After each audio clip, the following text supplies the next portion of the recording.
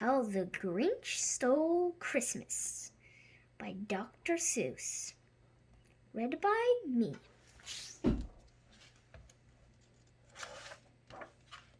How the Grinch Stole Christmas.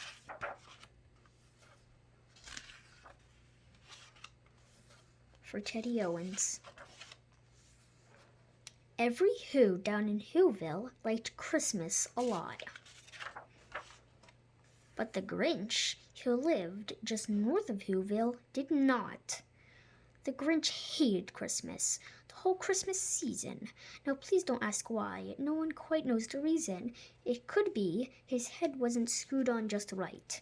It could be, perhaps, that his shoes were too tight. But I think that the most likely reason of all may have been that his heart was 2 sizes too small. But whatever the reason, his heart or his shoes, he stood there on Christmas Eve, hating the Whos, staring down from his cave with a sour, grinchy frown at the warm lighted windows below in their town. For he knew every Who down in Whoville beneath was busy now, hanging a mistletoe wreath, and they're hanging their stockings, he snarled with a sneer. Tomorrow's Christmas, it's practically here. Then he growled, with his Grinch fingers nervously drumming. I must find some way to stop Christmas from coming. For tomorrow, he knew, all the Who girls and boys would wake bright and early. They'd rush for their toys. And then, oh, the noise! Oh, the noise! Noise! Noise! Noise! That's one thing he hated, the noise, noise, noise. Then the Whos, young and old, would sit down to a feast, and they'd feast, and they'd feast, and they'd feast, feast, feast. They would feast on Who pudding and rare Who roast beast, which was something the Grinch couldn't stand in the least. And then they'd do something he liked least of all.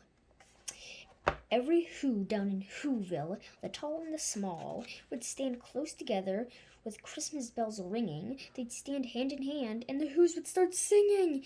They'd sing, and they'd sing, and they'd sing, sing, sing.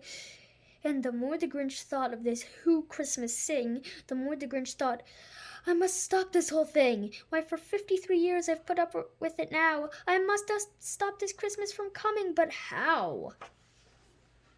Then he got an idea. An awful idea. The Grinch got a wonderful, awful idea. I know just what to do. The Grinch laughed in his throat, and he made a quick Santa Claus hat and a coat, and he chuckled and clucked. What a great Grinchy trick. With this coat and this hat, I look just like Saint Nick.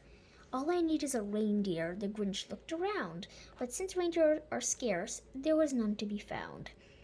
Did that stop the old Grinch? No, the Grinch simply said, if I can't find a reindeer, I'll make one instead.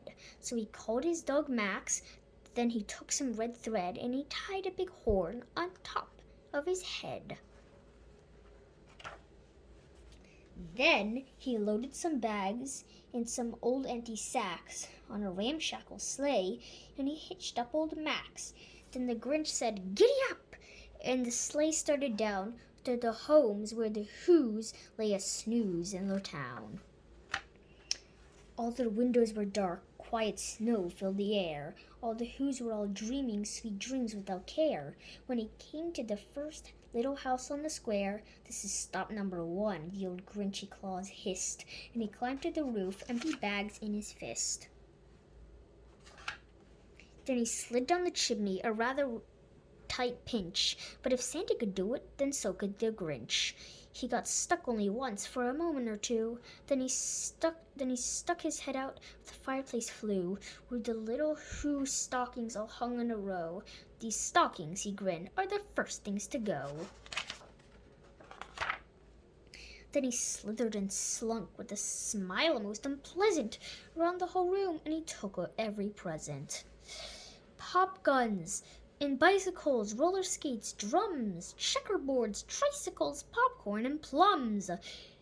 And he stuffed them in bags. Then the Grinch very nimbly stuffed all the bags one by one up the chimney. Then he slunk to the icebox. He took the Who's feast. He took the Who pudding. He took the roast beast. He cleaned out that icebox as quick as a flash. Why, the Grinch even took our last can of Who hash. Then he stuffed all the food up the chimney with glee. And now, grinned the Grinch, I will stuff up the tree. And then the Grinch grabbed the tree and he started to shove, when he heard a small sound like the coo of a dove. He turned around fast and he saw a small Who. Little Cindy Lou Who was not more than 2. The Grinch had been caught by this tiny Who daughter, who got out of her bed for a cup of cold water. She stared at the Grinch and said, "Santa Claus, why are you taking our Christmas tree? Why?" But you know, that old Grinch was so smart and so slick. He thought up a lie, and he thought it up quick. "Why, my sweet little tot," the fake Santa Claus lied, "there's a light on this tree that won't light on one side. So I'm taking it home to my workshop, my dear, and I'll fix it up there, then I'll bring it back here." And his fib fooled the child.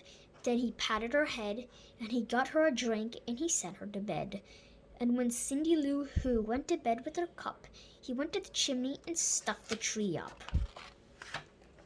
Then the last thing he took was the log for their fire. Then he went up the chimney himself, the old liar. On their walls he left nothing but hooks and some wire, and the one speck of food that he left in the house was a crumb that was even too small for a mouse. Then he did the same thing to the other Who's houses, leaving crumbs much too small for the other Who's mouses. It was 15:15, dawn, all the Who's still abed, all the Who's still a snooze, when he packed up his sled, packed it up with their presents, the ribbons, the wrappings, the tags, and the tinsel, the trimmings, the trappings. 3,000 feet up the side of Mount Crumpet, he rode with his load to the tip-top to dump it. Pooh-pooh to the Who's, he was grinchishly humming. They're finding out now that no Christmas is coming. They're just waking up. I know just what they'll do. Their mouths will hang open a minute or two. Then the Who's down in Whoville will all cry, "Boo-hoo!"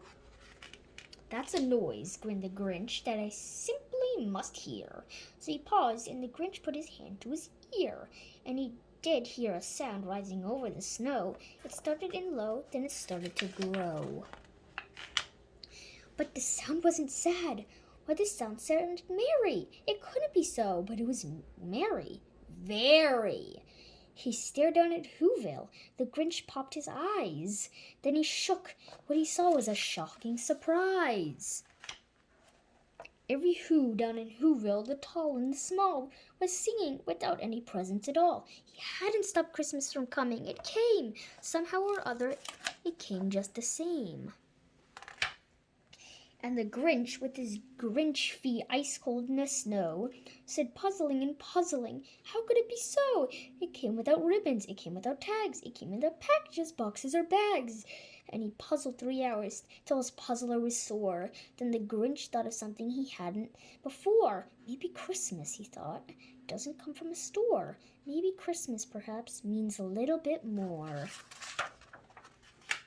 And what happened then? Well, in Whoville they say that the Grinch's small heart grew 3 sizes that day. And the minute his heart didn't feel so tight, he whizzed with his load through the bright morning light. And he brought back the toys and the food for the feast. And he himself, the Grinch, carved the roast beast. The end.